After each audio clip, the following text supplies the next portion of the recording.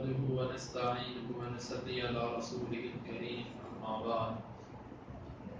باب خروج النساء والحيض إلى المصلى. حدثنا عبد الله بن عبد الوهاب قال حدثنا حماد عن أيوب عن محمد عن أم عطية قالت أمرنا نبينا أن نخرج العواتق ذوات الخدور. وعن أيوب عن حفصة بنحوه وزاد في حديث حفصة قال أو قالت العواتق وذوات الخدور يعتزلن الحية المصلى. یہ باب ہے عورتوں کا اور حیض والیوں کا عیدگاہ کی طرف نکلنے کے بارے میں۔ امام بخاری فرماتے ہیں کہ ہمیں بیان کیا عبداللہ بن عبد الوہاب نے، وہ کہتے ہیں ہمیں بیان کیا حماد نے ایوب سے، وہ محمد سے، وہ ام عطیہ سے، وہ کہتی ہیں کہ ہمیں ہمارے نبی صلی اللہ علیہ وسلم نے حکم دیا کہ ہم کفاریوں کو اور پردے والیوں کو نکالیں، اور ایوب سے اور حفصہ سے اسی طرح روایت کرتے ہیں، اور یہ الفاظ زیادہ کیے ہیں انہوں نے حفصہ کی حدیث میں۔ قالہ کے لفظ ہیں یا قالت کے لفظ ہیں کہ العواتق کفاریوں کو، وذوات الخدور اور پردے والیوں کو، دوپٹے والیوں کو، ويعتزلن المصلى يعتزلن نحویۃ المصلى، اور حیض والی عورتیں وہ نماز والی جگہ سے پیچھے ہی رہیں گی۔ باب کا مطلب بھی واضح، اور اس سے جو حدیث نکل مراد امام بخاری لے کر آئے ہیں وہ بھی واضح ہے کہ عید کے اجتماع میں عورتیں بھی جائیں گی، بچیاں، کماریاں اور وہ عورتیں کہ جو پردے والیاں ہیں۔ پردے والی سے مراد ویسے تو تمام وہ عورتیں ہیں کہ جو پردے کا اہتمام کریں گی، لیکن خاص طور پر اس سے وہ عورتیں مراد ہیں کہ جو ابھی اپنی شبابیت جوانی میں ہیں، ان کے لیے پردے کا حکم، پردے کی تاکید خاص طور پر ہے۔ جب کوئی عمر رسیدہ عورت ہو جاتی ہے، مطلب 50 سے عمر جب بڑھ جاتی ہے، یا عموماً بعض دفعہ 40 سے اوپر بھی، تو بعض دفعہ ایسی کیفیت بن جاتی ہے کہ اس کے لیے پردے میں تھوڑی بہت تخفیف ہو بھی جائے تو کوئی طرح حرج نہیں، کیونکہ اصل مسئلہ ہوتا ہے فتنے سے بچنا۔ تو جب ایسی کیفیت ہو تو پھر فتنے سے بچنا، یعنی کہ فتنے کا خدشہ کم ہو جاتا ہے، اس لیے اس کے لیے کچھ نہ کچھ تخفیف ہے کہ وہ بڑی چادر اوڑھ لے، چہرہ نہ بھی اگر مکمل ڈھانپے تو اس کے لیے یعنی کہ اس کو نظر انداز کیا جا سکتا ہے۔ اس کے برعکس وہ عورت جو خوبرو ہے، جس کا چہرہ خوبصورت ہے، اس کے لیے خاص طور پر یہ علماء کرام زیادہ تاکیداً یہ لکھتے ہیں کہ جس کی وجہ سے فتنہ پھیل سکتا ہو، اس عورت کے لیے لازم ہے کہ جب تک اس کے چہرے میں کشش ہے، وہ چاہے عمر کے جس حصے میں بھی ہے، وہ اپنے چہرے کو لازمی ڈھانپے۔ تو ذوات الخدور سے اللہ عالم بالصواب غالباً اسی طرف اشارہ ہے کہ وہ جو پردے کو لازم پکڑتی ہیں، چھوٹی عمر کی عورتیں اور بڑی عمر کی عورتیں اور بچیاں، یعنی کہ سب کی سب عیدگاہ کی طرف نکلیں گی، کوئی بھی عید کے اجتماع سے پیچھے نہیں رہے گی، حتیٰ کہ حیض میں مبتلا عورت بھی عیدگاہ کی طرف جائے گی، اور وہ عیدگاہ سے پیچھے ہی کھڑی ہو کر اس اجتماع کی شان و شوکت میں شریک ہوگی۔ اجتماع میں یا تکبیر وہ ان کی تکبیرات کے ساتھ کہے گی، اور کسی عبادت کے اندر وہ ان کے ساتھ شریک نہیں ہوگی۔ باب خروج الصبیان الی المصلی، یہ باب ہے بچوں کے نکلنے کے بارے میں عیدگاہ کی طرف۔ امام بخاری فرماتے ہیں ہمیں بیان کیا عمر بن عباس نے، وہ کہتے ہیں ہمیں بیان کیا عبد الرحمن نے، وہ کہتے ہیں ہمیں بیان کیا سفیان نے عبد الرحمن بن عابس سے، وہ کہتے ہیں کہ میں نے ابن عباس رضی اللہ عنہ کو سنا، انہوں نے کہا کہ میں نبی صلی اللہ علیہ وسلم کے ساتھ نکلا عید الفطر یا عید الاضحیٰ کے دن، فصلی العید، بس آپ نے عید کی نماز پڑھائی، ثم خطب، پھر آپ نے خطبہ دیا، ثم آتی النساء، پھر آپ عورتوں پر آئے، فوعظہن، آپ نے ان کو واعظ کیا، وذکرہن، ان کو یاد کرایا، وامرہن بالصدقہ، اور آپ نے ان کو صدقے کا حکم دیا۔ اس حدیث میں امام بخاری یہ بتلانا چاہتے ہیں کہ جس طرح ہر عمر کی عورت اجتماع میں شریک ہوگی، عید کے اجتماع میں، اسی طرح بچے بھی شریک ہو جائیں۔ یہ مطلب نہیں کہ بچوں کو کوئی اپنے گھر چھوڑ جائے کہ یہ چھوٹے ہیں ان کو ساتھ نہیں لے کے جانا، بلکہ بچوں کو بھی عیدگاہ میں ساتھ لے کر جائے، یہ ہے امام بخاری کی بات۔ لیکن یہاں پر تو پوری حدیث میں کہیں بھی یہ ذکر نہیں آتا کہ ابن عباس کہتے ہیں میں بچہ ہوں، لیکن امام بخاری رحمۃ اللہ علیہ کی عادت یہ ہے، بڑے باریک بین ہیں امام بخاری، کہ ایک حدیث لے آتے ہیں اور اشارہ کر دیتے ہیں ان الفاظ کی طرف جو اسی حدیث کے ہوتے ہیں، لیکن امام بخاری کو یہاں پر نہیں لے کر آتے کسی وجہ سے، کسی غرض سے۔ تو اس حدیث کے پورے الفاظ دوسرے مقام پر آتے ہیں، اس میں یہ ہے کہ ابن عباس کہتے ہیں کہ لولا مکانی منہ، اگر میرا نبی صلی اللہ علیہ، اگر میرا بچپن میں چھوٹی عمر ہونے میں وہ مرتبہ نہ ہوتا تو میں نبی صلی اللہ علیہ وسلم کے ساتھ حاضر نہ ہو سکتا۔ یہ عورتوں کے بعض کا ذکر ہے کہ عورتوں کے ہاں جب باز کرنے گئے تو میں بھی ساتھ چلا گیا۔ میں کیوں چلا گیا؟ کیونکہ میں چھوٹا تھا۔ تو اس سے معلوم کیا ہوا کہ ابن عباس چھوٹے تھے تو عیدگاہ کے اندر شریک ہوئے، تو لہذا بچوں کو بھی عیدگاہ کے اندر لایا جائے گا۔ باب استقبال الامام الناس فی خطبۃ العید، یہ باب ہے امام لوگوں کی طرف متوجہ ہوگا عید کے خطبے میں۔ اس سے ملتا جلتا باب پیچھے گزر چکا ہے، لیکن وہ جمعے کے خطبے کے بارے میں تھا کہ جمعے کے خطبے میں امام لوگوں کی طرف متوجہ ہوگا۔ تو بعض شارحین نے دونوں میں فرق یہ بیان کیا ہے، جمعے کا خطبہ منبر پر دیا جاتا ہے اور عید کا خطبہ زمین پر کھڑے ہو کر دیا جاتا ہے۔ تو امام بخاری یہ بتلانا چاہتے ہیں خطبہ عید کا ہو یا جمعے کا ہو، منبر پر ہو یا منبر کے بغیر ہو، یہ لوگوں کی طرف متوجہ ہو کر دیا جائے گا، لوگوں کی طرف دیکھ کر یہ خطبہ دیا جائے گا۔ قال ابو سعید قام النبی صلی اللہ علیہ وسلم مقابل الناس، ابو سعید کہتے ہیں کہ نبی صلی اللہ علیہ وسلم لوگوں کے روبرو کھڑے ہو گئے، بالکل سامنے کھڑے ہوتے۔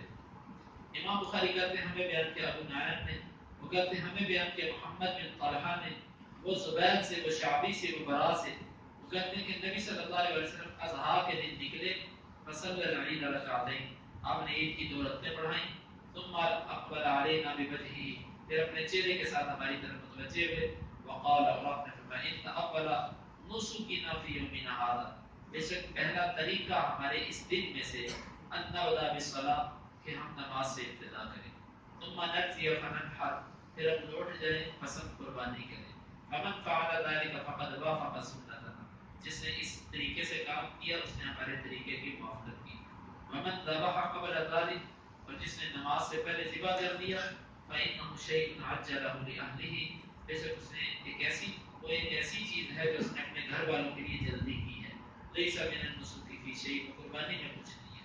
فقام رجل فقال یا رسول اللہ صلی اللہ علیہ وسلم، ایک آدمی کھڑا ہوا، اس نے کہا کہ رسول صلی اللہ علیہ وسلم انی ذبحت، بے شک میں ذبح کر چکا ہوں، وعندی جزعۃ خیر من مسنۃ، میرے پاس ایک کھیرا ہے جو دودے سے بہتر ہے، فقال اذبحها، آپ نے فرمایا آپ اس کو ذبح کر لے، ولا تقی عن احد بعدک، اور تیرے بعد کسی کے لیے یہ لائق نہ ہوگا، یہ کھیرا جانور تیرے سوا کسی اور کے لیے لائق نہ ہوگا، اس کو دوندا ہی ذبح کرنا ہوگا۔ اس حدیث کی مکمل تشریح پیچھے گزر چکی ہے۔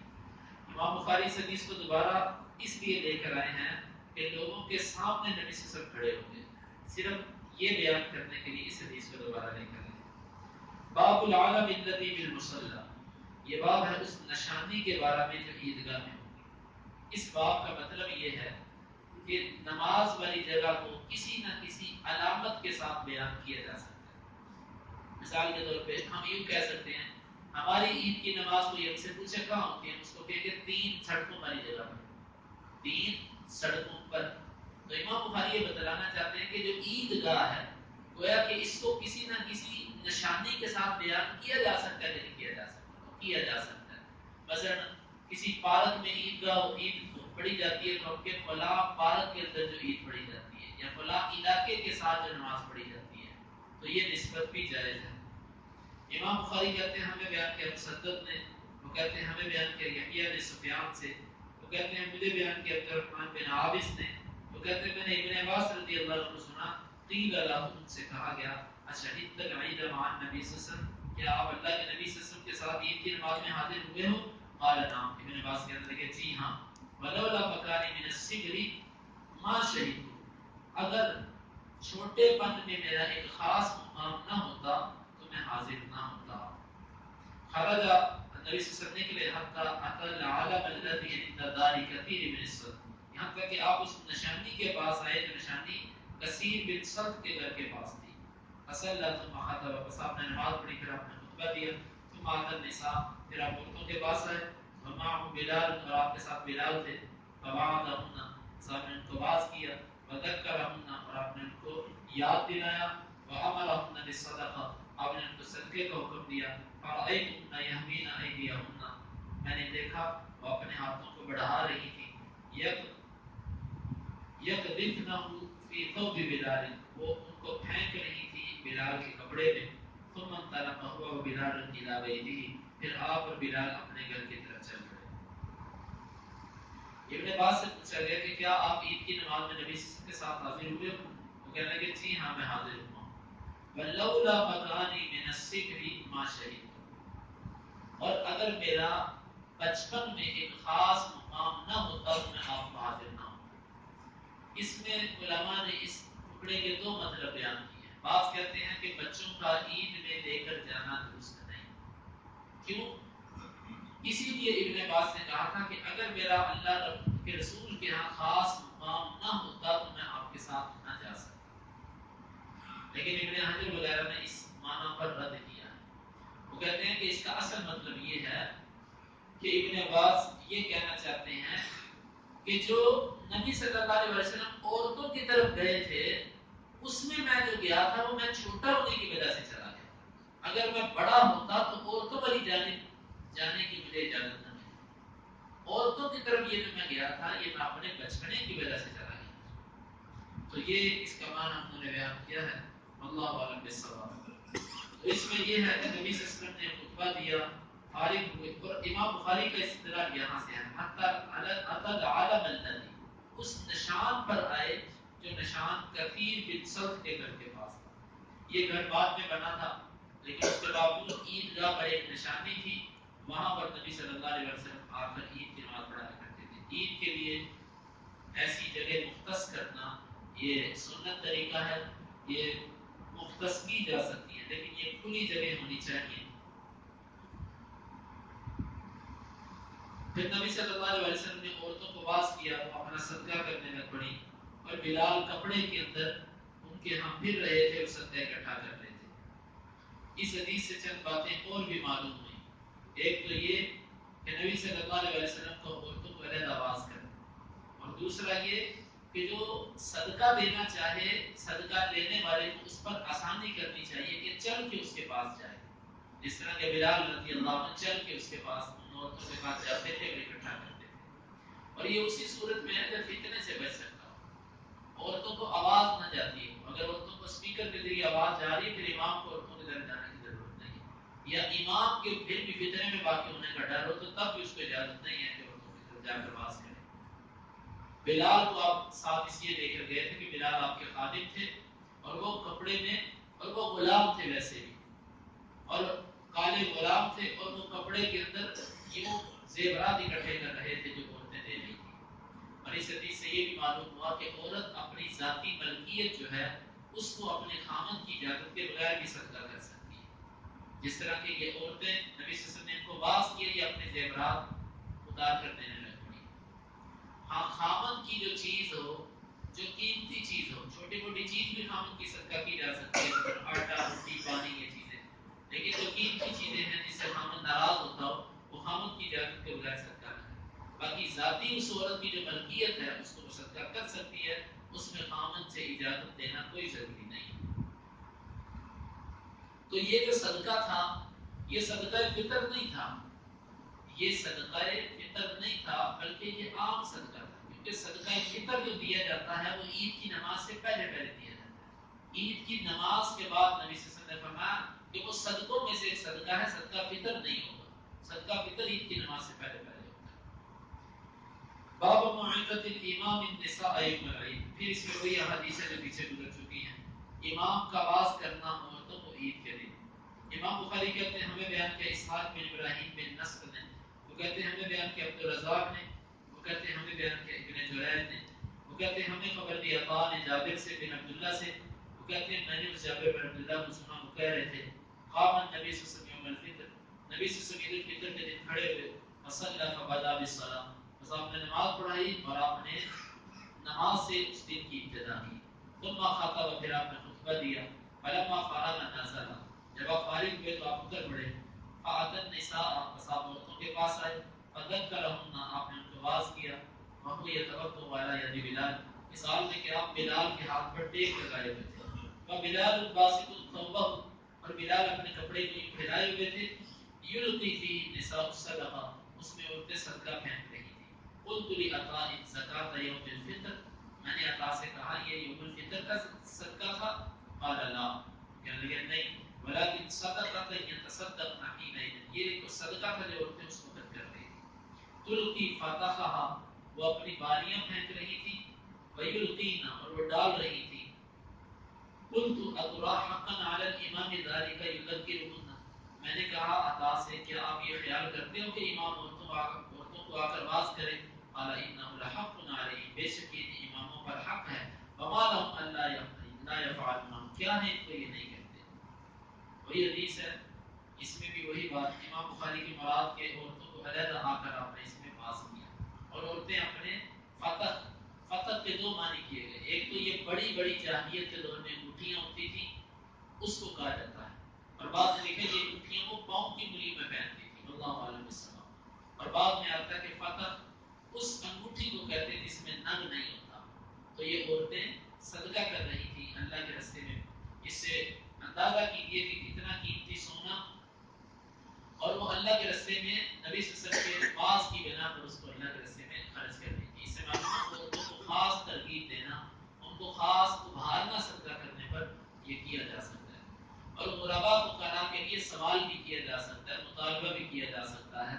جس طرح کہ نبی صلی اللہ علیہ وسلم نے یہ صدقہ جو اکٹھا کیا تھا یہ غرباء فقراء کے لیے تھا. اور ابن جریج کہتے ہیں کہ اس کو بیان کیا حسن بن مسلم نے، وہ طاؤس سے، ابن عباس سے، کہتے ہیں شہید الفطر مع نبی صلی اللہ علیہ وسلم، عید الفطر کے دن حاضر ہوا نبی صلی اللہ علیہ وسلم کے ساتھ، اور ابو بکر اور عمر اور عثمان رضی اللہ عنہ کے ساتھ. یصلون قبل الخطبہ، وہ سارے کے سارے عید کی نماز خطبے سے پہلے پڑھا کرتے تھے. ثم يخطب بعد، پھر اس کے بعد خطبہ دیا کرتے تھے. خرج النبی صلی اللہ علیہ وسلم، نبی صلی اللہ علیہ وسلم نکلے. کانی انظر الیہ حین یجلس بیدہ، میں آپ کی طرف دیکھ رہا تھا جب آپ لوگوں کو اپنے اشارے کے ساتھ بٹھا رہے تھے. ثم اقبل یشق حتی اتى النساء، پھر آپ متوجہ ہوئے ان کو چیر کر جا رہے تھے، ان کے درمیان سے گزر کے جا رہے تھے، یہاں تک کہ آپ عورتوں کے پاس آئے. معه بلال، آپ کے ساتھ بلال تھے. فقال یا ایھا النبی اذا جاءک المؤمنات، آپ نے یہ آیت پڑھی اے نبی جب آپ کے پاس عورتیں آئیں.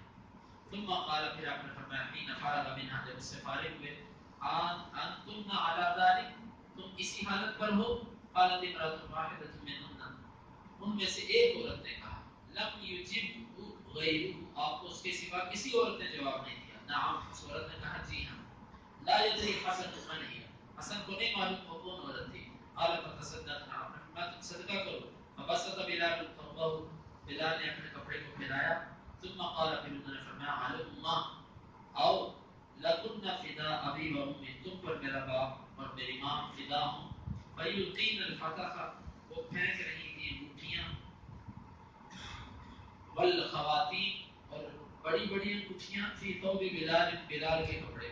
قال عبد الرزاق الفتح الخواتیم، عبد الرزاق کہتے ہیں فتح بھی انگوٹھی کو کہا جاتا ہے، العظام کو، بڑی انگوٹھی کا فی جاہلیہ، جو جاہلیت کے زمانے میں ہوا کرتی تھی. اس میں بھی وہی بات ہے، اس سے چند باتیں اور کہ عورتوں کی جگہ علیحدہ ہوتی تھی مردوں سے.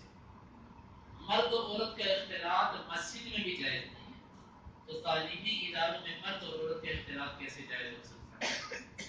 نبی صلی اللہ علیہ وسلم کے زمانے میں جب سب پاک لوگ تھے تب بھی مرد و عورت کا اختلاط جائز نہیں تھا، تو آج کے زمانے میں تعلیمی اداروں میں یہ کیسے جائز ہے؟ دوسری بات یہ کہ نبی صلی اللہ علیہ وسلم اشارے سے لوگوں کو بٹھا رہے تھے. امام کا حق ہے کہ وہ لوگوں کو کھڑا دے کے تم کو اشارے سے بٹھائے، اور آپ سبوں کو چیرتے ہوئے عورتوں کی طرف گئے.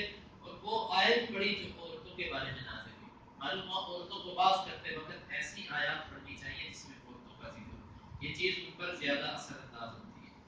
نبی صلی اللہ علیہ وسلم نے جب ان سے پوچھا تم یہیں پر بیٹھی ہو، تو کسی عورت نے جواب نہیں دیا سوائے ایک عورت کے. ابن حجر کہتے ہیں کہ میرا گمان یہ ہے یہ اسماء بنت یزید تھی. انہوں نے نبی صلی اللہ علیہ وسلم کو نعم کے ساتھ جواب دیا. پھر آپ نے ان کو باز کیا، جوش دلایا کہ اللہ کے راستے میں صدقہ کرو، اور آپ نے یہ لفظ بولے فدا ابی و امی، میرے ماں باپ تم پر قربان. ایسے الفاظ بھی خطیب استعمال کر سکتا ہے. تو وہ اپنا صدقہ کرنے لگ پڑی. تو اللہ رب العزت سے دعا ہے کہ اللہ تعالیٰ کتاب و سنت کو سمجھنے کی اور اس پر عمل کرنے کی توفیق عطا فرمائے. اللهم انفعنا بما علمتنا وعلمنا ما ينفعنا وزدنا علما. اللهم اقسم لنا من خشيتك ما يحول بيننا وبين معصيتك، ومن طاعتك ما تبلغنا به جنتك، ومن اليقين ما تهون به علينا مصائب الدنيا. متعنا اللهم بأسماعنا وأبصارنا وقوتنا أبدا ما أحييتنا، واجعله الوارث منا، واجعل ثأرنا على من ظلمنا، ولا تجعل مصيبتنا في ديننا، ولا تجعل الدنيا أكبر همنا ولا مبلغ علمنا، ولا تسلط علينا من لا يرحمنا. وآخر دعوانا